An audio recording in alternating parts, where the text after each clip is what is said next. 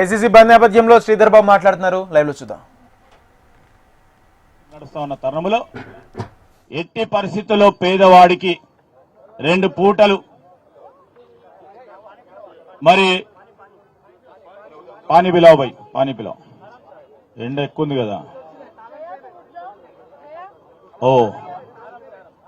దాని తరుణంలో పర్లేదు బయట పోయి బయట జో. ఈరోజు ఆ తరుణంలో ఇంతకుముందు పెద్దలు పిసిసి అధ్యక్షుల వారు చెప్పినట్టు పేదవారి పైన ఎట్టి పరిస్థితుల్లో మనం కనికరించేది లేదని ఆలోచన భాగంలో ఇదే కొద్ది సంవత్సరాల క్రితం ఏ విధంగానైతే కేంద్ర ప్రభుత్వ బడ్జెట్ లో కూడా కోతలు పెట్టిండ్రు జాతీయ ఉపాధి హామీ పథకానికి సంబంధించి.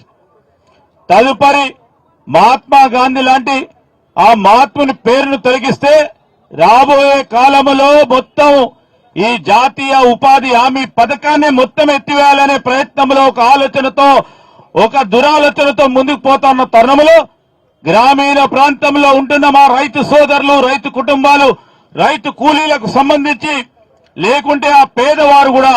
ఆలోచన చేసి తప్పకుండా దీనిపైన పోరాటం చేయాల్సిందిగా ఈరోజు ప్రదేశ్ కాంగ్రెస్ కమిటీ అధ్యక్షులు,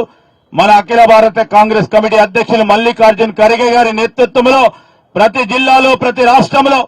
మరి జరుపుతా ఉన్న ఈ నిరసన శాంతియుతమైన నిరసన కార్యక్రమానికి సంబంధించి మనము పెద్దపెట్టిన ముందుకు తీసుకెళ్లే ప్రయత్నం చేయాలని కోరుకుంటూ మరి ఈ ధర్నా కార్యక్రమం సందర్భించి మా ఎన్ఎస్యుఐ యూత్ కాంగ్రెస్, మహిళా కాంగ్రెస్,